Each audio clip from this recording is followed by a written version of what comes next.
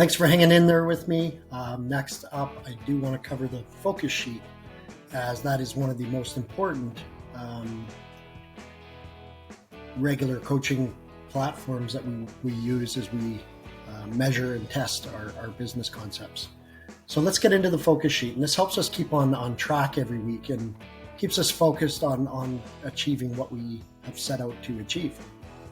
So I'm just going to click on the focus sheet section, and it obviously takes you into it. Now this is a draft I just did.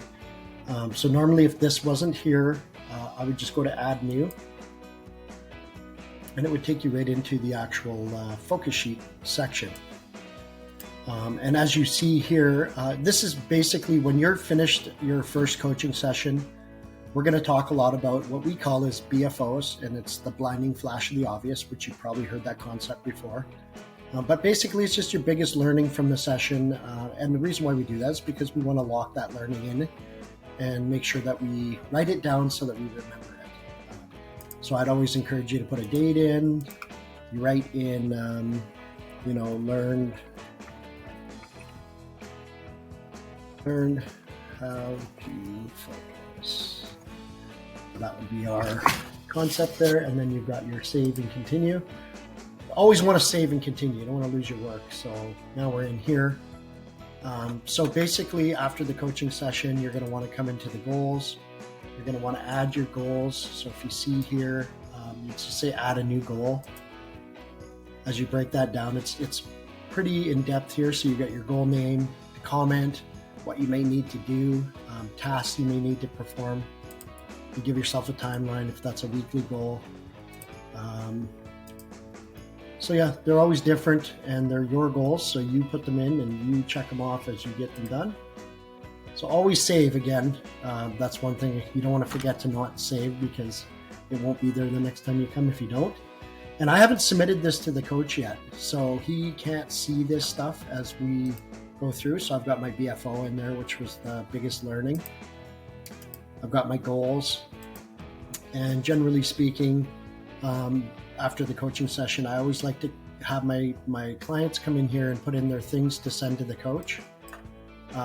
So you just to remind yourself, hey, I got to remember to send A, B, C, and D to the coach, and the action for the coach. Oh, I need my coach to send me, a PDF form on our profit and loss, and put that in there. And basically that'll initiate and give the coach a reminder to do that as well, so that everybody's, as we with ActionCOACH, we rely on systems a lot, so that we don't have to rely on the human side of things so much.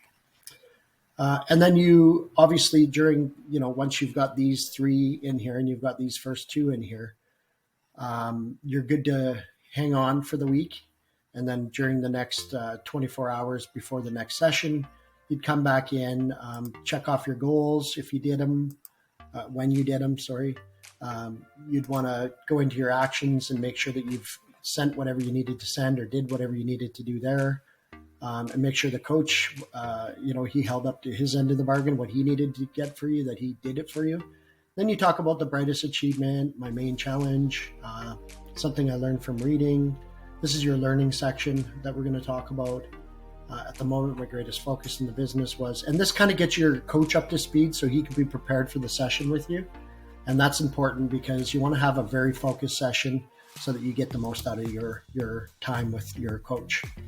And then this is very self-explanatory. How much time did you actually work on the business versus in the business? And then kind of talks about what areas you worked on in your business. The 5 ways numbers I'll get to in the next video.